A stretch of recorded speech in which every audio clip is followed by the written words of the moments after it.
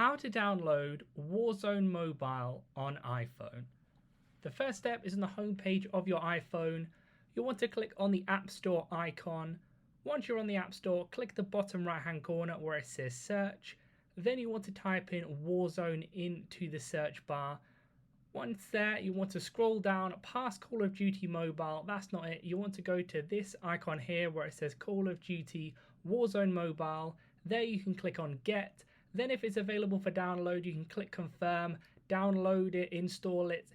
If this is on the 1st of November, you'll be able to do the full process. But for now, all you'll be able to do is get a notification when the 1st of November download is available.